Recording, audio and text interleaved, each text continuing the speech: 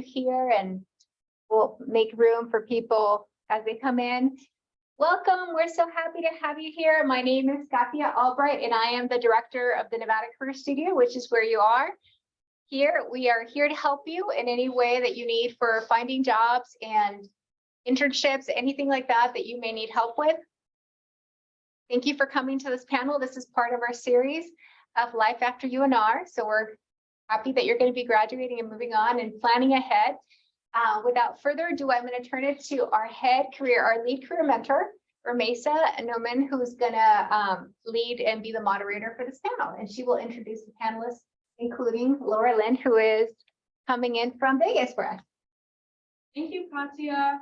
Well, first, hello, everybody. Thank you so much for joining us here today at the Nevada Career Studio's first Successful Women's Alumni Panel. So the theme for this event is Her Stories, that celebrates the unique experiences, perspectives, and achievements of women. It focuses on sharing and showcasing the stories of women from different backgrounds and walks of life. Our main goal for tonight is to provide an opportunity for students to learn from successful women in industry. We hope that this panel will broaden your understanding of different career paths and provide you with valuable insights that you can apply to your own life. We have a wonderful group of panelists with us here tonight who have all excelled in their respective fields, and we are eager to hear from them about their career journeys and experience. So how tonight's going to go? We will begin with each panelist introducing themselves and briefly sharing their career journey. Then we will move on to a moderated discussion where we will explore their experiences and insights further. Finally, we will open the floor to questions from the audience. So without further ado, we are fortunate to have with us here today successful alumni from UNR. They are Laura Lynn Sandoval, who graduated with a degree in journalism, Juana Reynosa Gomez, who graduated with a degree in counseling and educational psychology, Haley Work, who graduated with a degree in speech communications, Leslie Rodriguez, who graduated with a degree in geological engineering, Mahalet Zudi, who graduated with a degree in geological science and engineering. All right, now I will let the panelists briefly introduce their current career roles and let them share an opening remark. Ms. Sandoval, we will start with you. Hey, great. It's nice to be here today. I'm sorry I couldn't be there in person, but it's just a testament to where you can go if you graduate from the university. So I am in Las Vegas today for work. So I'll just lead with that. So I do two things right now. My day job, I am the vice president of new markets for a company called Aristocrat Technologies, which is a gaming company based out of Australia. The company has about a $24 billion market cap, so it's really big, and it operates in over 300 jurisdictions around the world. So my job at Aristocrat is vice president of new markets, and what that means is I'm responsible for finding all of the growth initiatives within the company. So I work on projects all over the place, and sometimes I can take 5 years to build something, and sometimes I can build something in a year. Sometimes it's creating new products, and sometimes it's just finding new entries and jurisdictions. And that includes anything from political development or simply just opening a market for ourselves that we haven't been in before, which is a big part of things that I'm doing in Europe right now. So I have huge projects in Europe right now. And then I'm also a member of the board for a company called US Integrity, which is why I'm in Las Vegas today. And that company is in the sports betting space. And they do all of the integrity monitoring for all the big sports, NFL, NBA, MLB, and they find if anyone's trying to cheat, whether it's a player or coach or someone betting on the game, and then they make sure that that doesn't happen. So, and no one can bet on those games. So that's what I do in my day job now. Awesome, thank you so much. Leslie, you want to go ahead? I'm a geological engineer by trade. I graduated in 2016 from UNR, and I design open pit mines. So we do a lot of work in Nevada. Our company is worldwide, and I spend half the time in the field looking at rocks and trying to understand the rock mass. So how they do that is they drill holes in the pit and then bring up all the rock, and I look at the rock and decide where all the joints are and like what the rock mass is doing. So I've done field work in Arizona and Nevada, and one of the coolest ones was up in Canada. The only way to get to that mine was by helicopter, so every day my ride was a helicopter. Half an hour to get up there and then half an hour to get back down. That was quite adventurous and kind of fun. Definitely different than sitting in the office. When I am in the office, a lot of equilibrium analysis. So we look at the slope and get a factor from it. So you're resisting forces over your limiting forces. And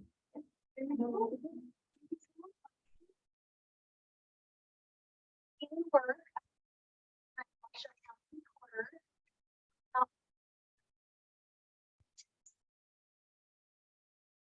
On my way into the 2018, I ran for public office after getting my master's degree at Harvard University.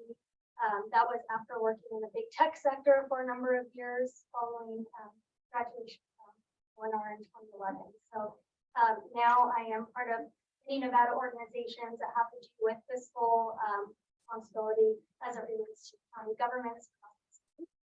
And more about the county reporter role later on, but it's really a role that we are bridging innovation in a government office that used to be highly manual and paper-based. So I'm really excited to bring modernizations to local government here in our very own Washoe County. Anyway, Paula, do you want to introduce your current career? Graduated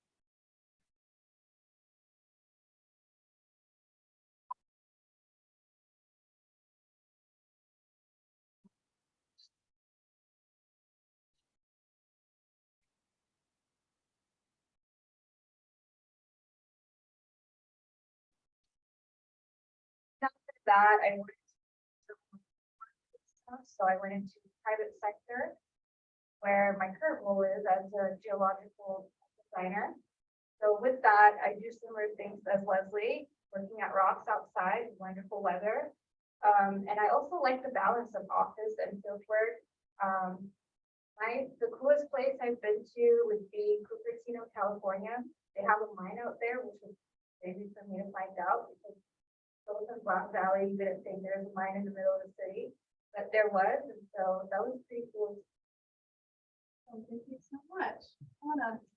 Hello, hola, Juana. My pronouns are she, her, ella. I am the program director of equity, inclusion, and sustainability at Truckee Meadows Community College. So I actually graduated from my master's here at the university. I have my undergrad from California, but my master's was in counseling and educational psychology with an emphasis in college student development. I am really invested and passionate about young people, young adults, and the development process that we go through to form our identity. In my current position, I have an opportunity to get to do programming and organizing with regards to training around racism, privilege, prejudice, implicit bias, everything that you can think of under DEI and social justice. And also sustainability, right? Leaving the planet in a better place than how we found it to conserve it for future generations. All right, thank you everybody for introducing your current career role. So we're going to get started on some of the questions we have prepared here today. We are the Career Studio, and we are always interested to learn how to apply for different positions, how to obtain certain roles. So I'm going to turn it over to you guys and ask, how did you acquire your position and what job search methods did you use? And we'll start with Laura Lynn again. Okay, well, the good news for me is I haven't had to apply for a job in 30 years because, once you get a reputation, often people seek you out, which I've had the good fortune of doing. But when I was young, I worked really hard to get a job, and it took me a long time to get a job.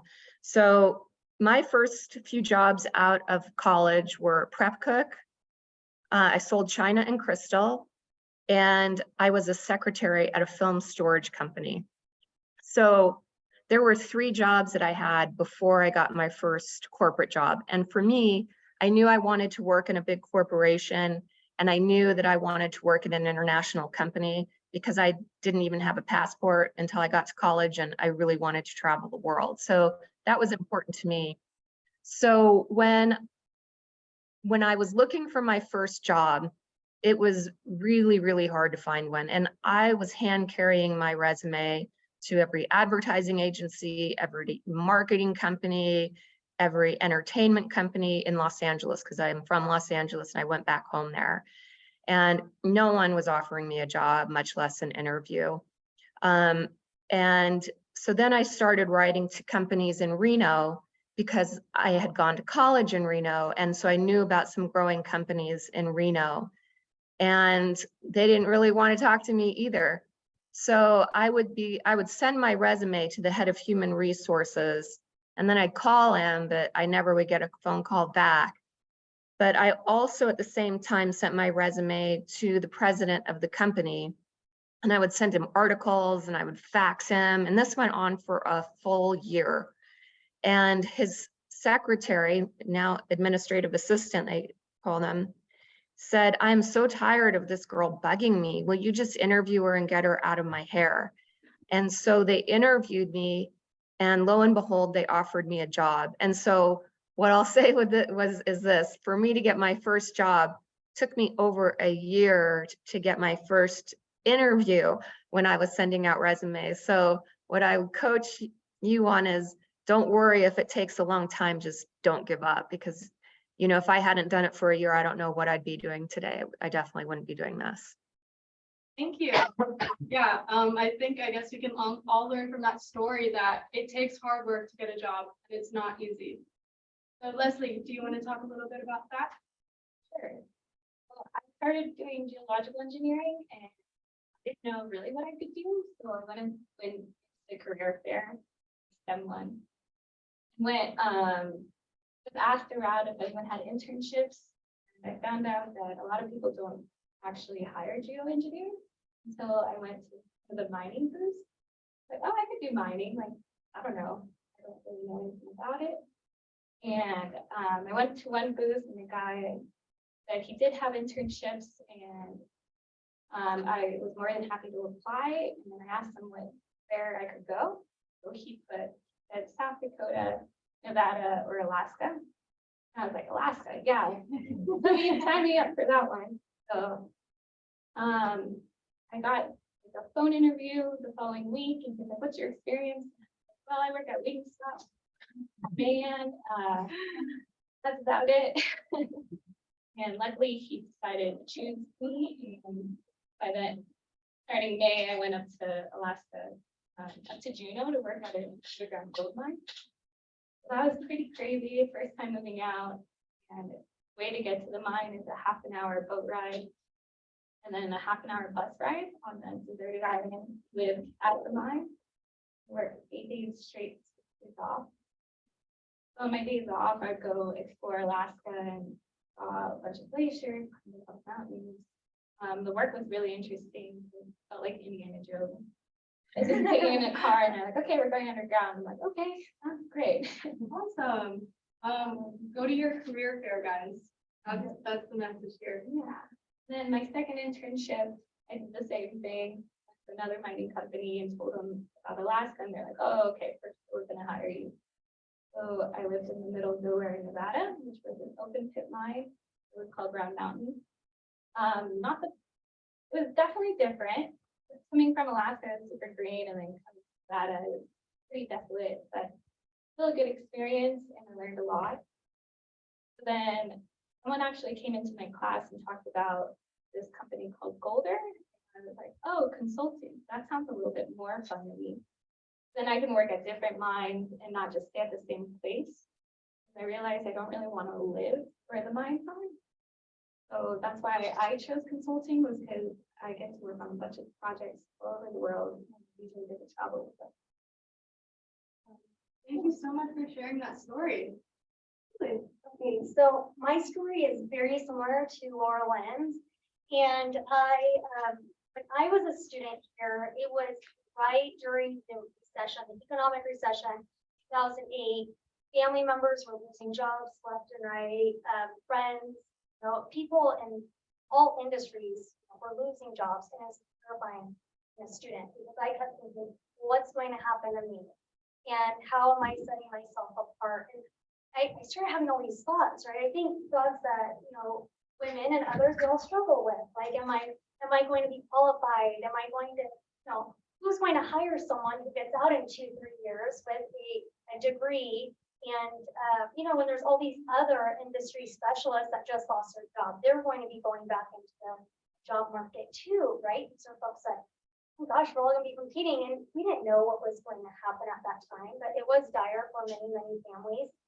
And I had this epiphany. I was driving to Summit Mall, working at Guess, and I was making less money than it cost to fill up my gas tank living by the university. And I thought, I can't do this any longer. What am I doing? I don't want to work at the mall while I'm going to college. I don't have time for this. I think I was making, I don't know. I don't remember. It was less than $7 an hour.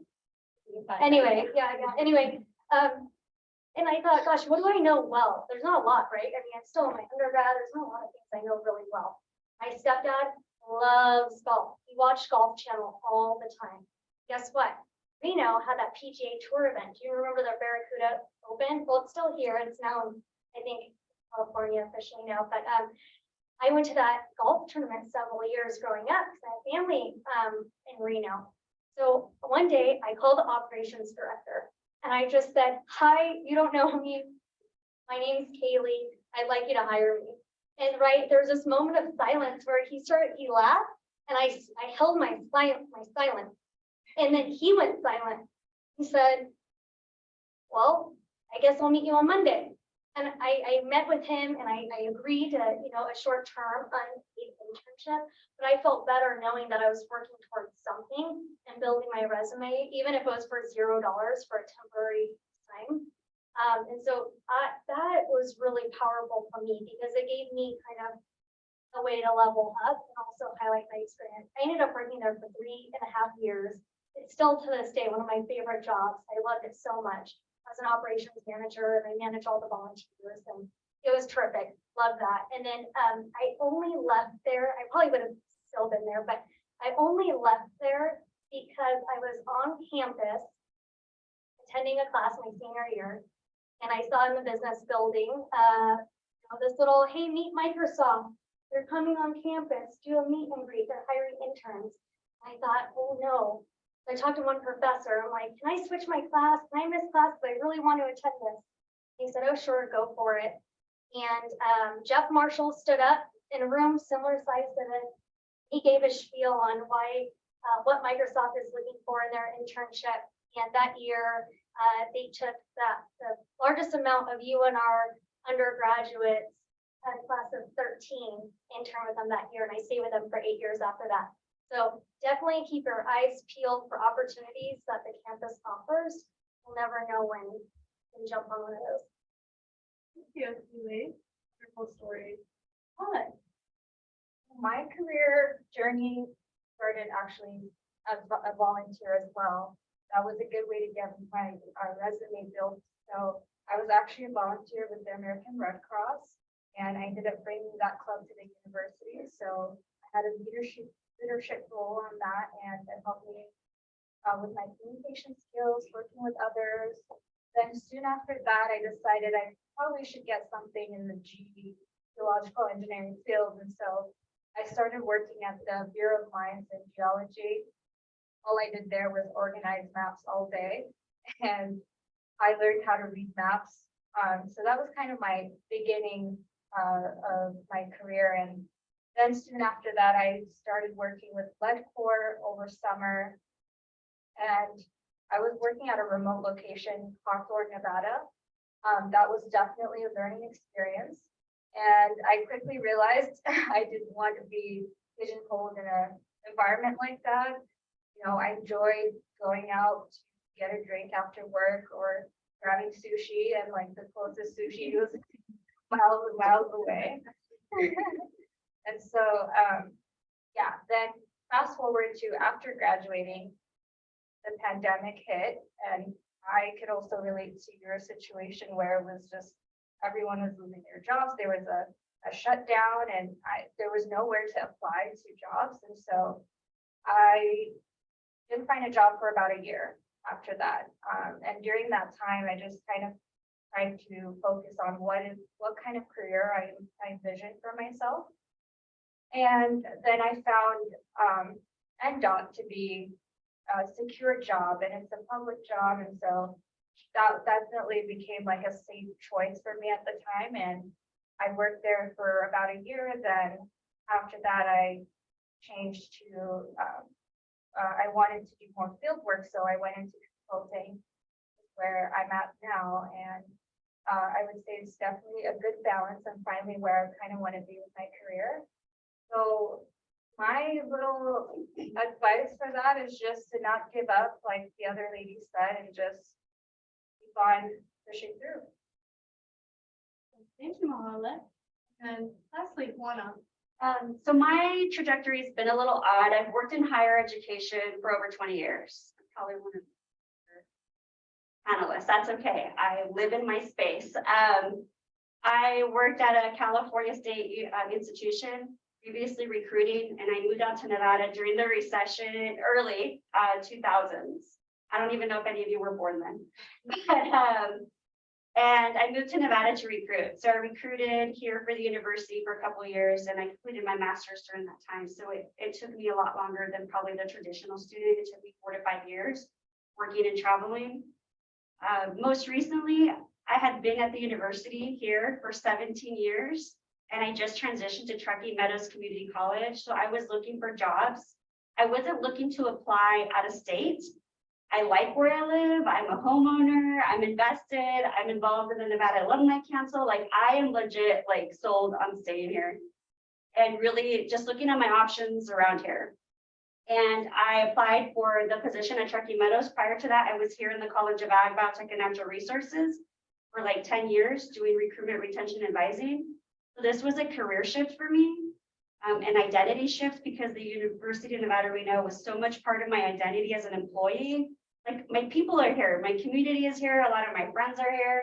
And I was leaving that to move to something new, which was scary, even in my experience in life, you know, at that point in time in my mid-40s. But I was doing a lot of the work here, but not being paid for it. Hidden labor, right? We've heard of it, emotional labor. And so I was like, you know what the heck? I'm gonna go. And like many of the panelists already, I think we have a lot of, I don't want to say imposter syndrome, because words have power. And I believe that imposter syndrome is embedded in white supremacy. So I say self-doubt, because self-doubt, we can work on that. And so it was a lot of working, finding myself around other women that could empower me and coach me and like talk me up, because we all need a hype girl. And I was doing that, like, nope, I'm gonna apply. And I applied for the position at Truckee Meadows, and I had an interview, and they hired me, and I was like, all right, that wasn't so bad. But that position I found through some of the higher educational hirings listings, such as like InsideHigherEd.com. Thank you all so much for sharing your story on how you got your current position. As you guys can all see, you know, it looks different. Not everybody has the same story. We're gonna move on to the next question, because we've got a lot. So we gotta get. Yeah, sure. You guys have any questions that you want to ask?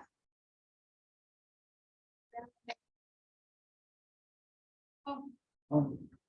Like, if you're applying for a job, you see like that salary range, and like they say like, oh, is this okay? But then, you know, they're starting from the bottom range. What do? Like, do you like talk about it, or do you just, you know what I mean? Like, how do you negotiate like that? How to negotiate salaries? Yeah. So, yeah, so I traditionally my career until I turned 47 was horrible at that.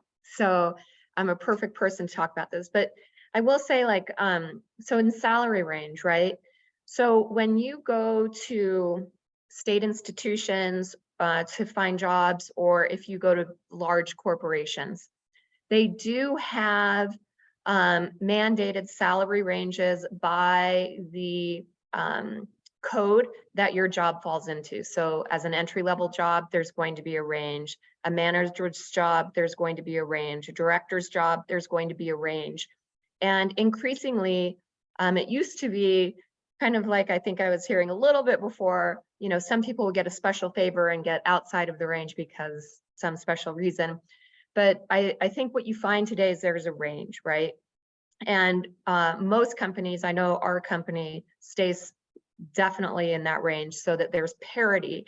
And that's something that's been a problem in the past, this parity. So if you're applying for a job, one of the things that you can ask is, what is the range for this job?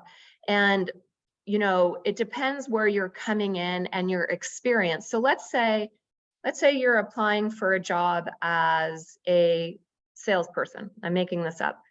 And the range is 80,000 to 120,000 base salary.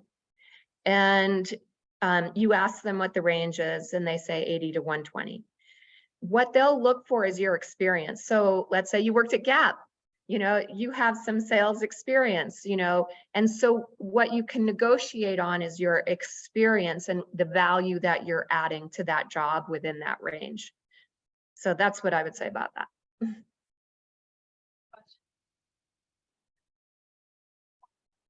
It's harder for women, and I say that from my own personal experience as a first-gen American-born college graduate, because like my parents didn't know how to coach me on that. Like I had to find mentors, you know, that were already employed in the industry to ask, like, how do I do this? And so kind of what I've been doing when I apply for jobs, I at least want to make sure I get the 10% and stay within the range.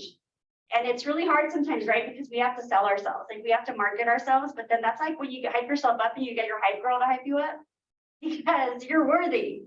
You are so worthy, and they need to see that. And there's nobody else is gonna like sell you. You have to sell yourself.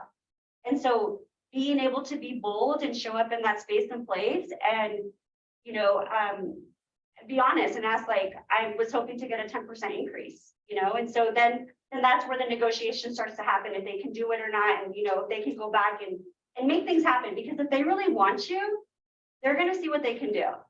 At least that's in my, you know, in higher ed, in my personal experience, that's kind of what it's been. Thank you. You ladies have anything to share or anything to add? Or we can ask another question from the audience. Don't ask, you won't get it. So also think about that. Don't ask for a raise. How are they gonna know you want one? I think I just kind of started doing this at my job because I was like, I think I can do it. So this is the first time I've ever asked my boss, hey, in general, if you don't ask, they won't give you that. Thing too, if you already have a job and you're looking for a promotion, be transparent, just like you said. If you don't ask, you know, your manager won't know. And if everything's going well and everything's working right, you're not going to, you know, and you're compared to other colleagues. You know, what's the saying? Like a whose mouth doesn't get fed, right? So you do have to speak up. And then going back to my earlier point is also hold your manager accountable to your professional development. So if you have a goal to be promoted or level up into a different job in 2 years, your manager should be receptive to that conversation. Hey, really hoping to be a lead for, you know, the next level up. This is my 2-year plan. Is that reasonable for you? Also, what are you looking when you hire for that role? What are the skill gaps that I have now that'll help get me there? What can we work on together, right? So I think your one-on-one time with your managers is your responsibility. Your manager won't make the time for you if you don't need it. So when you do have that time, make sure it's dedicated to your needs. A lot of that has to do with promotion and salary. So I definitely want to add to research on the companies that you're applying to. And some companies have that instilled in their company culture to advocate for their employees, and some don't. And working in the public sector, I've noticed there is no upward mobility as much as consulting. And that's mainly because it's tax money, essentially. And with private sector, the profits that you get be delegated differently depending on what the company wants. To do with that. And so I definitely agree you have to advocate for yourself, but before going into this position, definitely do research on the company and what kind of policies they have. And yeah, assert yourself to the salary you want. Good question.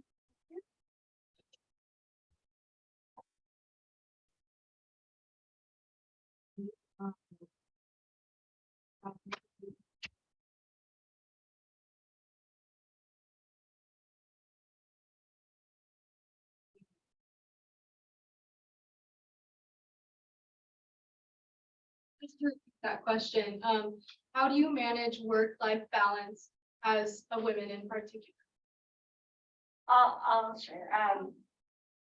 So I have 3 kids, a 14-year-old and twin boys that are 10, and I've only ever worked in higher ed. I was pregnant with twins as I was going to go back to school because I was going to go back for my doctorate, and I couldn't do it. I personally, in my experience and working in higher ed and the committees that I've been a part of, I don't think work-life balance exists. I think it's finding harmony and finding a flow that works for you, because it is hard. It is still hard.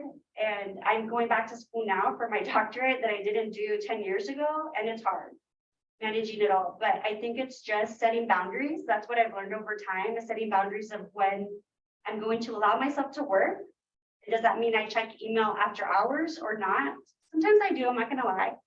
But I choose who I reply to or not, right? I really try not to work on the weekends unless it's asked of me or I'm at a conference, and to be present for my kids, but also have those honest conversations about this is where I'm at in my life as a human, as your mom, in my profession and in my educational journey. Like, I have honest conversations with my kids about, sometimes you're gonna want mom to listen to everything, but I'm gonna need you to hold that thought for 30 minutes because I gotta read or I gotta do an assignment. It's definitely not, it hasn't been easy for me. I'm still kind of figuring out my flow because life changes and we evolve with our seasons. I have a comment. I'll just say, I know it's easy. All these folks are looking for careers right outside of college, but it's okay to be picky on what role you take, and you should be. And I would look at prioritizing family is what's important to you. I would look for a culture that supports that flexibility, because there are many companies that don't. I'm running a government office now, and there is no work and there is no life. It is not separate. Like, this is our life, right? So I want people to enjoy coming to work and not make it be work, right? Like, it is a job, but should enjoy it, and we should be adaptable and flexible, because ultimately your family and your health all come first. So we want healthy workers, and it makes for a better outcome for all. So be choosy about who you work for and what they value too for their employees. Thank you. Thank you, Kaylee. Mahal, anything to add? Yeah, and I wanted to add, the beginning of my career, I was definitely more career focused. So I wanted to go out there, work all the time. But I realized over the years that can also lead to burnout.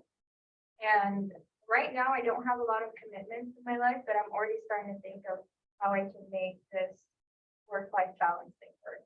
And the only way to do that for me personally is to advocate for yourself again. Feel free to say no if you don't want to go on that field trip work. Say no to that work. And if you feel like it's going to be too much commitment, you're allowed to refuse work. And I think in that way you also provide the company the best quality of your work rather than like running on fumes. And so I think with that, I just want to say, yeah, advocate for yourself and find that good balance for you. My company, we work in the field, so we have this special thing where any hour over 40 you put into comp time. So you can take comp time whenever. So whenever I'm in the field, yes, I'm working 12-hour days for like 14 days straight, but then I can take after or before anywhere in time. So last November, I took the whole month off because I just needed a break. So asking what their policies are is really important. And I also have coworkers that don't work 40 hours a week. They're on a lower hourly salary. That's also an option with the company. You could just say, hey, I only want to work 32 hours a week. There are options. Yeah, and I would add to that. So I think the culture discussion is spot on. I think one of the most important things for finding this non-existent work-life balance, and as someone already said, it's just life, right? And it's different segmentations of your life, is to make sure that you're working for an entity that values the human, right? And there are entities that value the human, and then there are entities that don't value the human. You know, right now I work for an amazing corporation. We have access to Calm. We have something that's called family counseling. You know, it used to just be for parents, but you know, the company realized, like me as an example, I don't have children, but I have 2 severely disabled siblings, and that responsibility fell to me. So, you know, this company that I currently work for understands that some people take care of parents, some people take care of siblings, and so there are a lot of supports there. But having said that, you know, sometimes depending on what you want for your career, you have to make choices.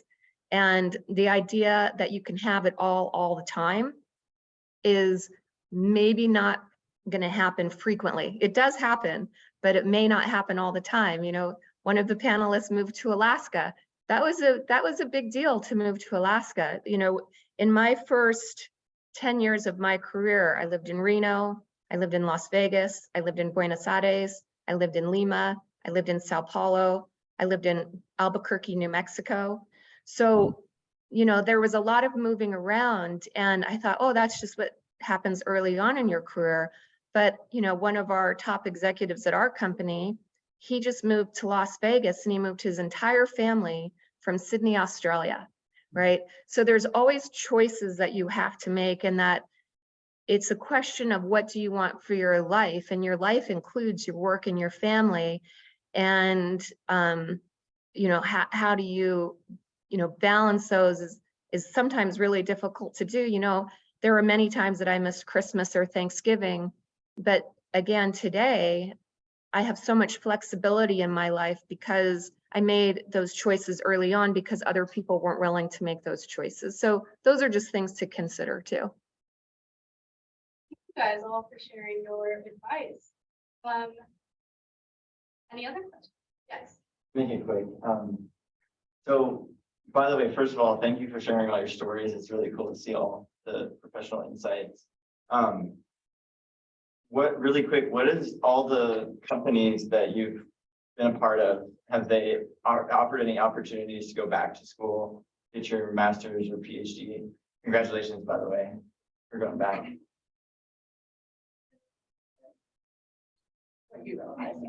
My company offers that option, it's Stantec. And they just cover it. I believe it's a certain percentage and you have to keep up good grades. That's definitely something So, and if you stay within NCHI, the system in Nevada, the University of Nevada, Reno, or Truckee Meadows, you get grant and aid. So that goes towards tuition, either for you or family, like your offspring, if you have them. I don't know how it works with spouse, I'm sure it's nice, but, and so for me to move up in higher ed, you sort of need a doctorate or a doctor of education, you know, to be a VP or president. So that's part of the reason I decided to go back to school. But grant and aid is phenomenal when you work for an institution of higher ed, because it's such a relief in the tuition. And as you move up, it gets more expensive. Yeah. And every year tuition increases anyways, right? But That many of the big corporations do offer either educational reimbursement or They're supportive, like they want you to go back. it seems like it, right? I think where you have to balance is what you're doing or work hours versus what they'll support you on outside of hours. So I started with that with Microsoft, for example, when I started with my master's degree. So I was doing night classes. My company does it. It's like a lot of companies. Does anyone Yeah, have I think it's pretty standard, at least in the big corporations, like someone said, the companies want the best employees possible, and they want the employees to feel as fulfilled, and so they'll pay for part of the education, and sometimes all depending on, there are people that, they have on the line of sight to become the CEO. I've seen it many times where they then send that person to Stanford for an MBA or something like that. I've got the back to back. Saw another hand back there. No. That's kind of like. Okay. Any other questions?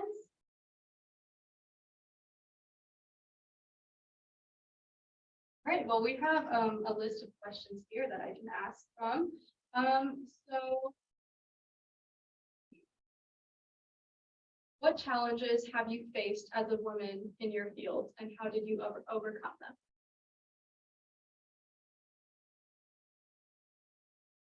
Okay, I'll go.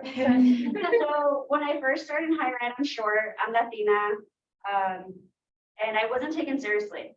And so I always had to dress up, like I had to be the part because I would get confused with being a student and I wasn't. So that was one thing. Also, the stereotype of like, oh, you're fiery, you're spicy, like, I get loud like J-Lo. I mean, I'm very passionate about the things that I'm passionate about. Like those things exist in the workplace.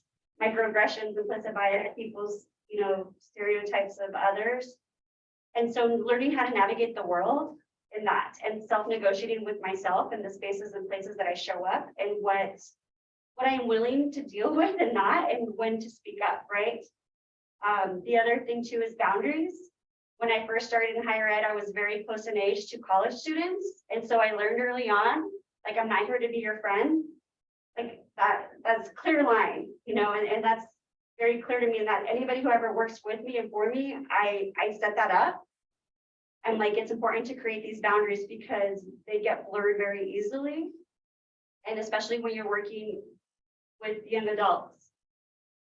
The other thing is people are afraid to pronounce my name. It's like Juan with an A. I don't understand what's so hard, but it's a thing. Like people are like, what? They call me anything but Juana a lot of the time. It's really, so there's a lot of things that exist when you engage with certain people in different parts of the world and the country, especially now, today's political climate. I won't even go there. But having to really show up and be professional and code switch, like that's been real for me because I grew up speaking Spanish.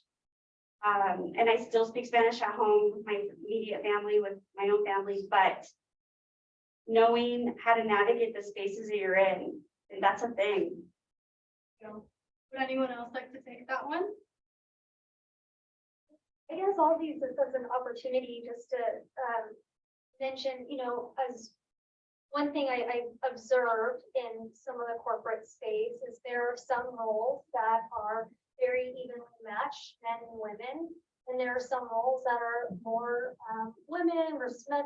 Anyways, I found myself, I was working in a financial operations role for a couple of years. It was a new role, new organization, finance ops, FinOps, we called it for short. And I found myself around mostly women, which was interesting because from my prior role in operations was very even, mostly women. And I noticed the leadership was a panel of all men. And so that did start to affect me and kind of my mindset and what I wanted out of that role for my long term there in the company. So I think we need to do better just in general, all of us supporting women up organizations and not just in lower levels. I think that takes, that's everyone, right? Men have to support it, women have to support it. We're still not seeing female CEOs growing we're not seeing that growth, even though we talk about it more and more. And so I think really it's gonna take a lot of help from our male colleagues, but then also women, right? That are us supporting one another. So I don't know that that's definitely a challenge that I saw, but is more observing other women that I'm like, she should be in this role, right? Why isn't she there yet? Yeah, that's one thing just to pay attention to when you're in your careers and when you become leaders to, really find those young ladies to mentor and help build them up. So, Would anyone else like to add anything? Yeah, I mean, I'll add to that. I mean, I've been in the gaming business for 30 years now, and all I can say is Me Too changed everything, right? So there is, for the first time, a concerted effort to look for equality in companies, right, in terms of who is in leadership. I think you're coming into the workforce at a really great time in terms of diversity and inclusion and equity. I think one of the things, as we were just hearing, women have to start supporting women in general. Women can be awful to each other. And that is one of my biggest themes, is that, men go play on the golf course, they go drink together, and they're like, hey, buddy, you should have this job. Women need to start doing the same thing instead of being jealous of each other and saying, she shouldn't have that job because she's no better than me, which women can often do. But, one thing that when you're looking in the corporations, what are they doing about diversity, inclusion, and equity? As an example, the corporation I work for, we actually have a 5-year plan with benchmarks. How many women are moving up from entry-level jobs to managers, to directors? How many LGBTQ people are represented in our company if they're willing to share that? What is the representation among ethnicity if people are willing to share that? And there is actually benchmark plans that get brought down from the CEO down to the manager level to see how people are doing meeting those benchmarks in terms of diversity, equity, and inclusion. So again, if you're working for good corporations, they should have something like that. And I think your timing is really good.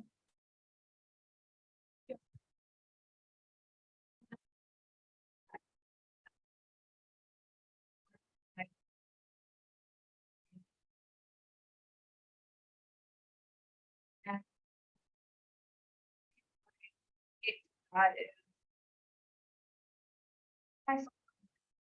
and really just learn how to be more assertive.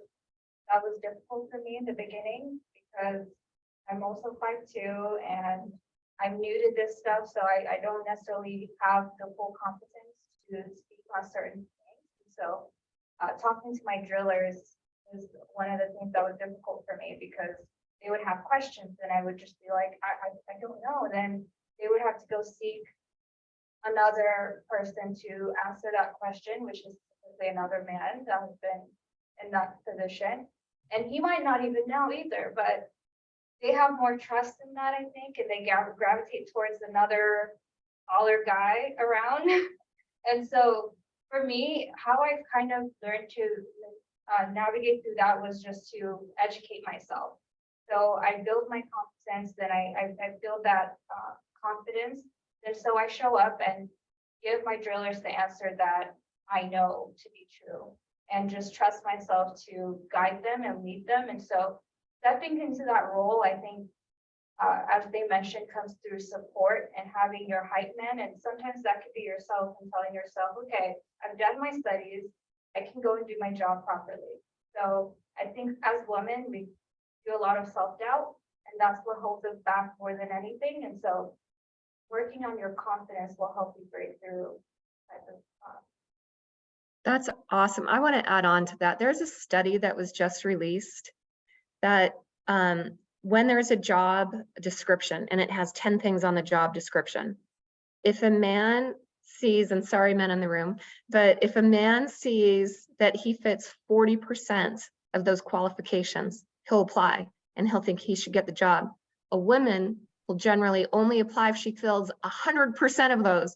How often has anyone filled 100% of any job description ever? I mean, if you know that person, I'd love to meet them, but I've never known anyone to fit 100%. So I think to add on to what you said, if you fit 40%, it's worth applying. I'm glad you brought that up. Yeah, that resonates. They too, like in school, I was always like wink stop. Hi, how are you? Put on this face. But in engineering, you are the boss and you have to be a little bit more assertive. And if you tell one of the drillers, hey, can you do this? If they don't do it, you go a little bit higher, a little bit higher. Sometimes I've had to tell like hey, your driller's not doing this, and we can do this. Because at the end of the day, we're engineers, we're getting the data, and it's our job. Don't be afraid of going up if they don't hear you out. Thank you, guys. We have another question from the audience. You guys are talking about like microaggressions. I was kind of wondering, like, what would you guys say is the best piece of advice for like, kind of like passive aggressive comments, like maybe you are new and like don't know what to expect, and like you're kind of tossed a bunch of comments your way, and you just don't know how to respond. Laura Lynn, did you hear that? Okay, so the question was how to kind of approach and handle these microaggressions that we as women or people or minorities tend to get. This is assuming it's coming from like a coworker. Like anybody, like just someone not taking it serious. Yeah, so it depends who it is. For me, sometimes like I gaslight myself. And I'm like, no, girl, like straight up, this person said this. Like, I really have to like talk myself through this. But I'm like, so hey, what do you mean by that? Like, help me understand. Like calling them out, because unfortunately, it's a learning moment. It's a teachable moment, and it's calling people out for what it is sometimes. But in a casual setting, right? Like, so what do you mean by that? I'm not really sure I'm understanding what you mean by your comment of like, all Mexicans are illegal, you know? And so having those conversations, but also if it's an employee or, you know, if I'm the supervisor, that's a conversation for me to have with the employee. If it's constantly happening, it's for me to have that conversation with my supervisor. But I don't gaslight myself anymore, and that's a constant daily thing, because it did happen and someone did say something. And I'm not okay with it because it made me feel uncomfortable. So sometimes you have to address it on the spot, but you also have to be bold and courageous and comfortable to be willing to have those difficult conversations. For sharing that. Found that, that when you have constructive feedback or, you know, to handle it in a very timely manner, so after it occurs, handle it in private. So if there's someone that there's a routine, just, I would take them aside, step aside and just tell them, hey, this is happening. This is how I feel about it. I think that just opens up communication. I bet it wouldn't happen again too, if you kind of ask them about what's going on. But then also give folks praise. Any great leader will give praise in public too. So, so if you have constructive feedback for someone, you know, it's always great to communicate. Some of those conversations should be in private. But if you have something really worthy and nice and kind to say, I take advantage of an open audience to do that. Does anyone else have anything to add to that question? Yeah, I would say definitely know who you're talking to, and some people, they're actually able to learn, listen to you, some people aren't. So you kind of have to accept that there's some folks out there that aren't gonna meet you where you want them to be, and so sometimes it's not worth the battle for me. So I'm kind of just like, okay, I'm gonna do my little meditation moment and kind of just flow through it.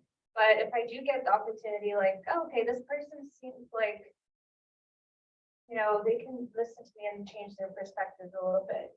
That was a sensitive comment there. And like, if they seem receptive, then I'll definitely have that kind of conversation. But oh my gosh, like going through college, I think my support system helped me throughout this whole microaggression thing, because I lost count of how many times like little comments here and there. And if I internalized all of that, I think that would just like mentally drain me. And so I've learned to kind of just like lock that away. And then if it's worth my time, then it's the moment to educate someone. But yeah, just pick your battles essentially with type of thing. Harm is harm. Someone says something, as I said earlier, I really feel strongly like words have power, and words can be powerful and create harm. And so that's hard, right? Because you take emotional burden on someone else's words. I've noticed there's usually like a misunderstanding of something, so someone tells me to do something for a project, and I try to do it, and then it comes back and that's totally wrong, do it again. I've learned to be like, okay, he's sitting down, go over it, and I extend it to you every 10 minutes when I have a question. Then it kind of helps both sides, even though the other person might not want to help you, but then that opens conversations like, no, I need this, I need help, and so then kind of lose less time in between. And that makes each other understand each other a little bit better. Better communication. Awesome. Thank you so much for sharing that, you guys. We have a couple minutes left before we will transition to our reception. So any last questions from the audience? Yes, could you tell us if you're an introvert and extrovert, then if that, how you manage that during your job search?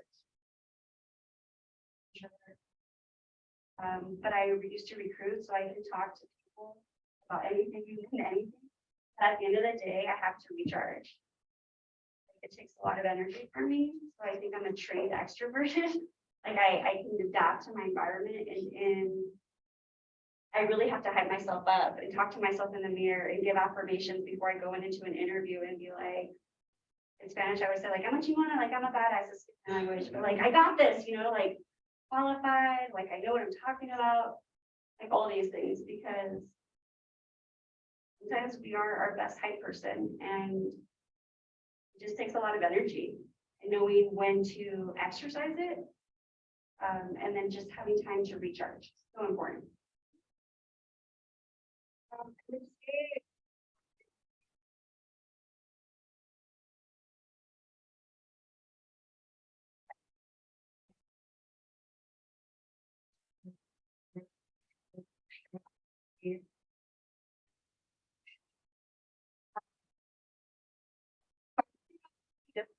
that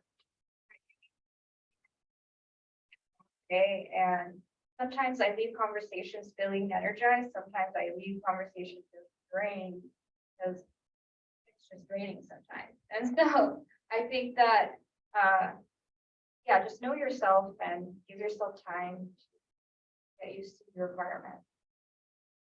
You. I actually took a quiz on this recently, and right in the middle, I'm like, but I'm 5% over on the extrovert side, so I like to say I swing from side.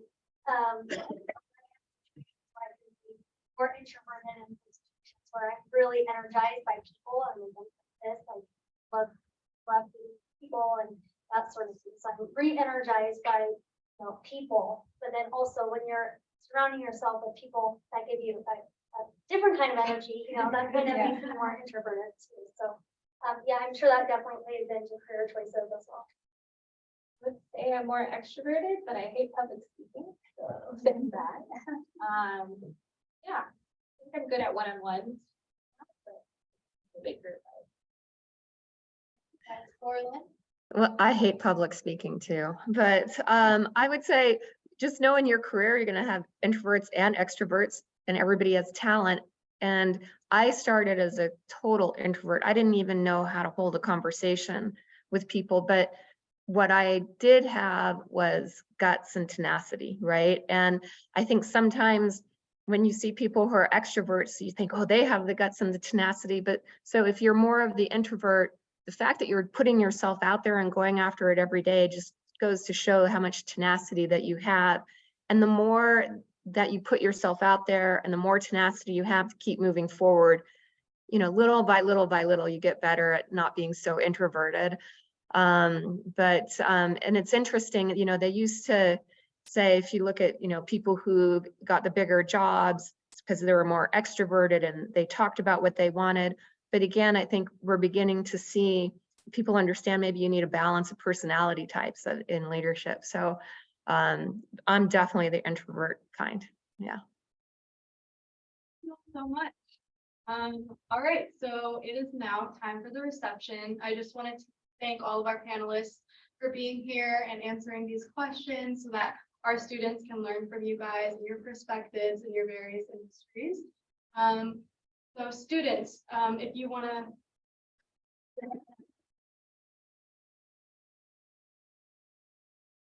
Thank you so much again. So if you guys haven't already made your name tag, there's tables